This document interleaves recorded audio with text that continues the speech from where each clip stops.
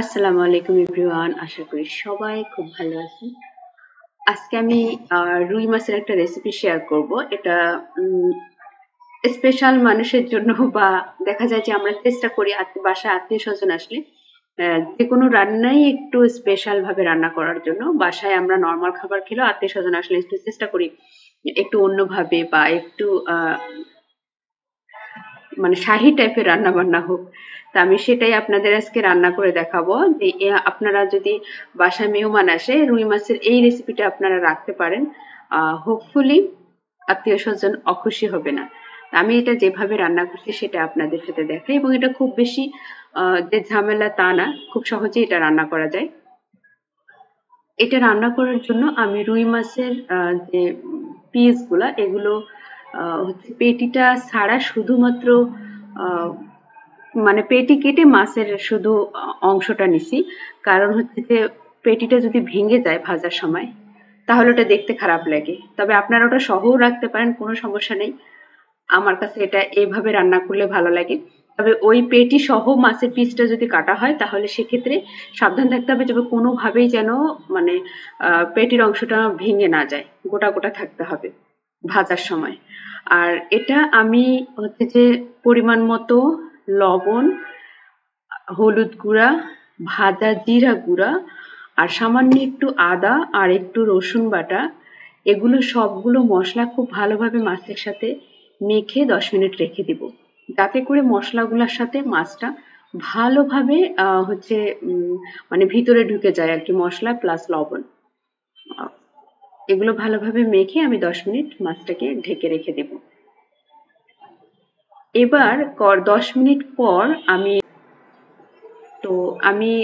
মাছগুলাকে ভালোভাবে ভেজে নিচ্ছি। আর মাছটাকে ভাজার সময় লক্ষ্য রাখতে হবে যেন একদমই মানে লাল লাল হয়, মানে মাছ অল্প ভাজা যাবে না। যেমন আমরা যখন বাসায় রান্না করি তখন সামান্য একটু ভেজে বা কাঁচা মাছও আমরা রান্না করি সবজি দিয়ে, যদি মাছটা তাজা হয়, তরতাজা হয়। আর এই মাছটা, এই রেসিপিটা করার জন্য মাছটা একদম লাল লাল করে ভাজতে হবে। আপনারা দেখতে পারতেছেন আমি কিভাবে ভাজছি। মানে মোটামুটি ভিতর থেকে যেন খুব ভালো সুন্দর করে ভাজা হয়।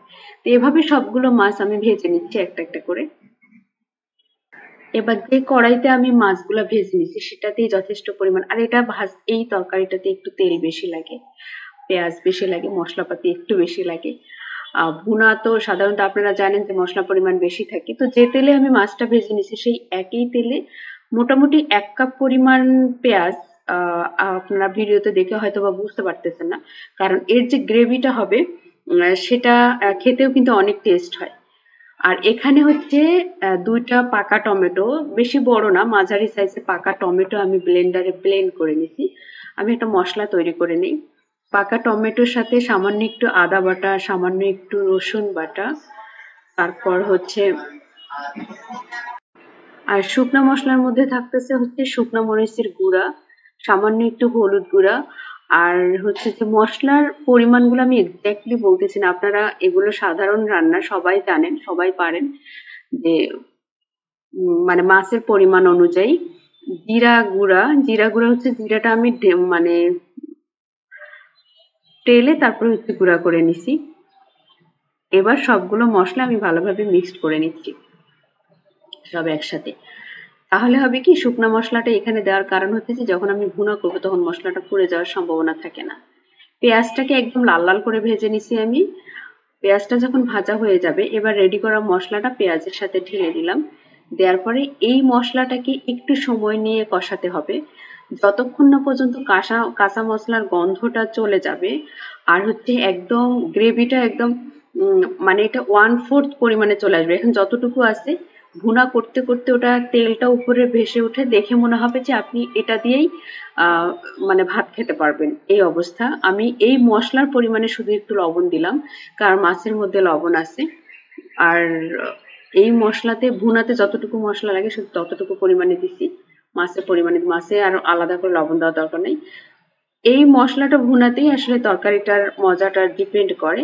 এবার মাছটাকে দিয়ে, মাছটা ভাঙবে না কারণ মাছটা বেশ ভালোভাবে ভাজা, তাই মশলাটার সাথে সামান্য একটু মানে নেড়ে মানে গ্রেভিটা মাছের সাথে একটু মিক্সড করে পরিবেশন করলেই হয়ে গেল। এটা আপনারা করে দেখবেন, আমি আশা করি অনেক টেস্ট হয় এটা খেতে। আত্মীয় স্বজন আসলে দেখা যায় যে আমি যদি মাছের কোনো আইটেম, ভাজা আইটেম রাখি, তো সরাসরি না ভেজে এভাবে করার চেষ্টা করি বেশিরভাগ সময়। সবাই ভালো থাকবেন, বাসায় রেসিপিটা ট্রাই করবেন।